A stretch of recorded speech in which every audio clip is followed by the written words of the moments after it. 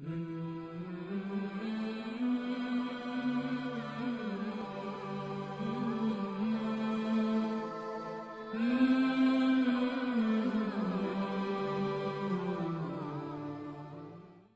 नुसल्लिमु अला रसूलिहिल करीम अम्मा बाद फ़अऊज़ु बिल्लाहि मिनश शैतानिर रजीम बिस्मिल्लाहिर रहमानिर रहीम अल्हम्दुलिल्लाहि रब्बिल आलमीन। आप देख रहे हैं कुरान मजीद फुरकान हमीद के अजमाली खुलासों के सिलसिले में 18वें पारे का अजमाली खुलासा। कद अफलाह इस पारे का नाम है और ये पारा 3 हिस्सों पर मुश्तमिल है। पहला हिस्सा सूरह मोमिनून मुकम्मल, सूरह नूर मुकम्मल और सूरह फुरकान की इब्तदाई आयात बय्यिनात पर मुश्तमिल है। अल्हम्दुलिल्लाह 18वें पारे के पहले हिस्से यानी कि सूरह मोमिनून के अंदर जो मज़ामीन जिक्र किए गए उनकी मुख्तसर फहरिस्त समाअत कीजिए। जन्नत के मुस्तहिक अफराद के औसाफ क्या क्या हैं। तख्लीक इंसान के 7 मराहिल हैं। दलाइल तौहीद कायम किए गए। अंबिया अलैहिस्सलाम के किस्से बयान किए गए। सब नबियों का दीन एक ही है। नेक लोगों की 4 सिफात का तस्करा किया गया, तौहीद का जिक्र किया गया और इसके साथ ही आमाल का वजन बताया गया, अल्लाह ताला और दोज़खियों का मुकालमा। इसी पर यह सूरह मोमिनून पाया तकमील को पहुंची। अल्हम्दुलिल्लाह 18वें पारे का दूसरा हिस्सा सूरह नूर पर मुश्तमिल है मुकम्मल, और इसमें जो मज़ामीन जिक्र किए गए उसमें अहकाम व आदाब बताए गए। अहले हक और अहले बातिल की 3 अमसाल बयान की गई। पहली मिसाल, दूसरी मिसाल, तीसरी मिसाल बयान करने के बाद मोमिनों के औसाफ और ज़मीन की खिलाफत का मिलना तस्करा किया गया और उसके साथ ही सूरह नूर पाया तकमील को पहुंची। 18वें पारे का तीसरा हिस्सा सूरह फुरकान की इब्तदाई आयात बय्यिनात पर मुश्तमिल है, जिसमें जो मज़ामीन जिक्र किए गए तौहीद, कुरान की हक़ानियत, रिसालत और क़यामत। अल्हम्दुलिल्लाह 18वें पारे में सूरह मोमिनून के मज़ामीन की तफसीर समाअत कीजिए। जन्नत के मुस्तहिक अफराद के औसाफ क्या हैं। ईमान, नमाज खुशी और खुजू से पढ़ना और बेकार कामों से बचना, ज़कात देना, पाक दामनी इख्तियार करना, अमानतदारी, वादा वफा करना, नमाजों की हिफाजत करना। तख्लीक इंसान के 7 मराहिल का तस्करा करते हुए बताया गया कि इंसान पहले मट्टी, फिर मनी, फिर जमा हुआ खून, फिर लोथड़ा, फिर हड्डी, फिर गोश्त का लिबास, जिस्म में रूह डालना और फिर मौत और दोबारा जिंदगी देना। दलाइल तौहीद का तस्करा करते हुए बताया आसमान की तख्लीक, बारिश का बरसाना, पानी पैदा करना, जैतून का तेल, चौपाहे, इनसे दूध और दीगर मुनाफे की चीज़ें का जिक्र किया गया। अंबिया अलैहिस्सलाम की किस्से बयान करने के बारे में बताया कि हज़रत नूह अलैहिस्सलाम, हज़रत मूसा अलैहिस्सलाम, हज़रत हारून अलैहिस्सलाम, हज़रत ईसा अलैहिस्सलाम, उनकी वालदा हज़रत मरियम अलैहिस्सलाम व दीगर कौमों का मुख्तसर जिक्र किया गया। सब नबियों का दीन एक ही है। तमाम रसूलों और नबियों का दीन एक ही है, यानी अल्लाह की इबादत करना और शिर्क से बचना। नीज तमाम को हलाल चीज़ें खाने का हुक्म है और हराम से इज्तनाब का और आमाले साले का हुक्म दिया गया।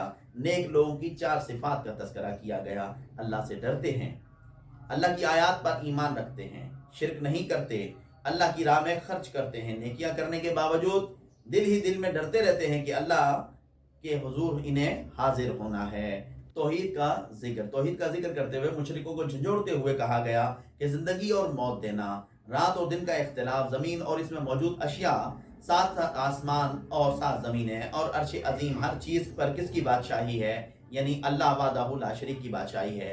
तो फिर तुम नसीहत हासिल क्यों नहीं करते और क्यों डरते क्यों नहीं हो उसके अजाब से।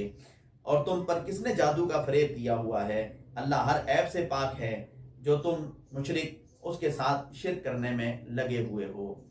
आमाल का वजन, रोज़े क़यामत जिसके आमाल का तराजू भारी होगा वो कामयाब हो गया और जिसके आमाल का तराजू हल्का हो गया वो नाकाम हुआ। अल्लाह ताला का दोज़खियों से मुकालमा, काफिरों को दोज़ख में डालने के बाद अल्लाह ताला उनसे कलाम फरमाएगा और वो फरियाद करेंगे मगर उन्हें धुतकार दिया जाएगा। इस पर सूरह मोमिनून 18वें पारे में पाया तकमील को पहुंची। अल्हम्दुलिल्लाह 18वें पारे में दूसरा हिस्सा सूरह नूर पर मुश्तमिल है मुकम्मल। इसमें जो अहकाम आदाब बयान किए गए उसमें जानी और जानिया की सज़ा 100 कोड़े है। अहादीस में यह हुक्म साबित है गैर शादीशुदा के लिए। आकिल बालिग पाक दामन मर्द या औरत पर बगैर गवाहों के जिना की तोहमत लगाने वाले को 80 कोड़े सजा दी जाए। शोहर ने बीवी को जिना करते हुए देखा और अगर कोई गवाही मौजूद ना हो तो इन दोनों के दरमियान लान के जरिए फैसला होगा। जब हजरत अम्मा आयशा सिद्दीक़ा रज़ी अल्लाह ताला अन्हा पर बाज़ मुनाफिकीन ने बहतान बांधा تو اللہ تبارک و تعالیٰ نے ان کے رد میں 10 آیات بینات کو نازل فرما کر شان عائشہ صدیقہ واضح فرمائیں، تو تنبیہ فرمائی کہ وہ آئندہ کے لیے اس قسم کی بہتان اور الزام تراشی سے باز آئیں اور خود کو محفوظ رکھیں۔ اور پھر بتایا گیا کہ جب کسی کے گھر میں جائیں تو بلا اجازت اس گھر میں داخل نہ ہو، اجازت سے پہلے سلام کر لیں اور اجازت لے لیں، پھر اس گھر میں داخل ہوں۔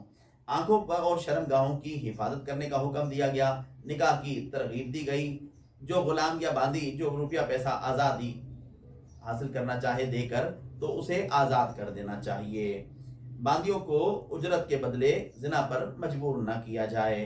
چھوٹے بچوں اور گھر میں رہنے والے غلام و باندیوں کو حکم ہے کہ اگر وہ نماز فجر سے پہلے دوپہر میں قیلولے کے وقت اور عشاء کے بعد خلوت میں کمرے میں داخل ہوں تو اجازت لے کر داخل ہوں، تنہا انہیں اپنے پاس داخل نہ ہونے دیا جائے، کیونکہ ان اوقات میں عام طور پر انسان دوسرے لباس میں ملبوس ہوتا ہے جو لباس نیند ہے۔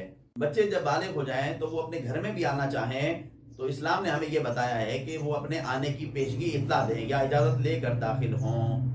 وہ عورتیں، وہ خواتین جو بوڑھی ہو جائیں، عمر رسیدہ ہو جائیں اور جو نکاح کی عمر سے گزر جائیں تو وہ بالائی کپڑا یعنی کہ برقع اتار دیں اور بڑے کپڑے سے اپنے آپ کو ڈھانک لیں، تو اس میں کوئی حرج نہیں ہے، جیسے ہمارے ہاں خواتین بڑی چادر استعمال کرتی ہیں۔ اجازت کے بغیر رسول اللہ صلی اللہ علیہ وآلہ وسلم کی اجتماعی مجلس سے ہرگز نہ اٹھیں۔ اللہ کے رسول صلی اللہ علیہ وآلہ وسلم کو ایسے نہ پکارو جیسا تم ایک دوسرے کو پکارتے ہو، اس معاملے میں بڑی احتیاط کا حکم ہے۔ اور اسی پر سورہ نور پایہ تکمیل کو پہنچی۔ اہل حق اور اہل باطل کی 3 امثال۔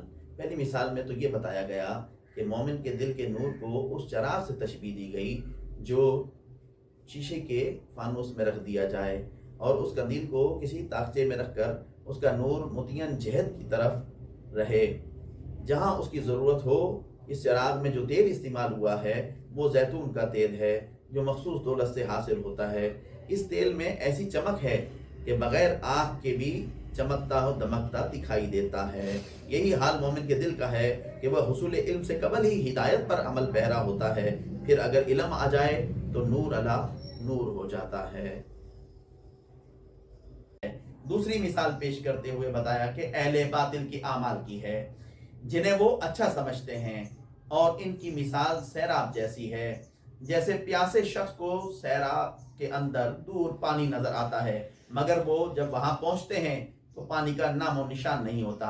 وہ تو سورج کی تپش سے ایک ایسا محسوس ہوتا ہے کہ یہاں پر پانی ہے، جبکہ وہ پانی نہیں ہوتا، اور اسی طریقے سے وہ اس میں مر جاتے ہیں۔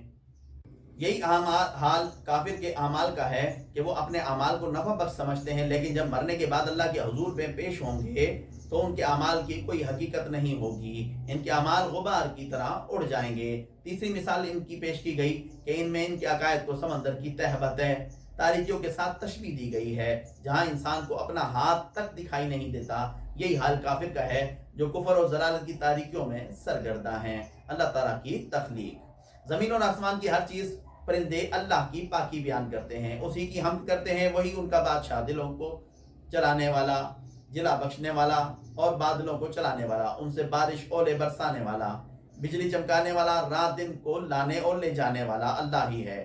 ہر چیز کا خالق اللہ ہے اور اسی نے پیدا کی ہے، اور ان میں سے کچھ پیٹ کے بل اور کچھ ٹانگوں اور 4 ٹانگوں کے بل چلتے ہیں، اور جو چاہتا ہے وہ کرتا ہے۔ مومنوں کے اوصاف اور زمین کی خلافت کا ملنا، اللہ اس کے رسول صلی اللہ علیہ وآلہ وسلم کے فیصلوں کو ماننا، ان کی اطاعت کرنا، اللہ سے ڈرنا اور نیک اعمال کرنا، نماز قائم کرنا، زکوٰۃ دینا، یہ مومنوں کے اوصاف ہیں۔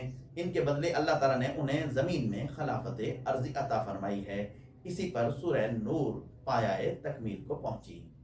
18ویں پارے میں تیسرا حصہ سورہ فرقان کی ابتدائی آیات بینات کا ہے۔ اس میں جو مضامین ذکر کیے گئے ان میں توحید، اللہ اور اس کی ذات، اور آسمان اور زمین کا بادشاہ وہی اللہ ایک ہے، اس کا نہ کوئی بیٹا ہے اور نہ اس کو کسی نے پیدا کیا ہے، اور نہ ہی کوئی اس کا شریک ہے۔ اس نے ہر چیز کو پیدا کر کے ٹھیک ٹھیک وقت مقررہ اور انداز معینہ پر رکھا ہے۔ قرآن کی حقانیت کا تذکرہ کرتے ہوئے بتایا گیا کہ کافروں کی قرآن کے بارے میں 2 قسم کی غلط آراء جو خاص طور پر قابل ذکر کی گئیں۔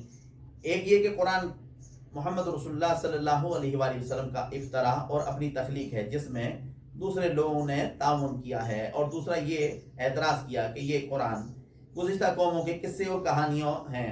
انہیں جواب دیا گیا کہ قرآن میں نازل کردہ وہ آسمانی، زمینی، خفیہ چھپی ہوئی چیزوں کا حال بھی ہے جس کی طرف تم خیال نہیں کرتے۔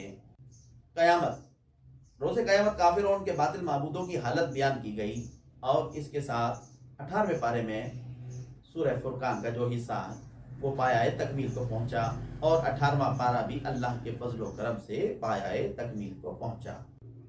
اللہ تعالیٰ کی توفیق خاص سے اور محض اس کے فضل و کرم سے اس پارے کا اجمالی خلاصہ ہم نے سماعت کیا۔ دعا ہے اللہ تعالیٰ انوار قرآن سے ہمارے قلوب کو منور فرمائے اور اس پر نصیحت قبول کرنے کی ہمیں توفیق عطا فرمائے، آمین یا رب العالمین۔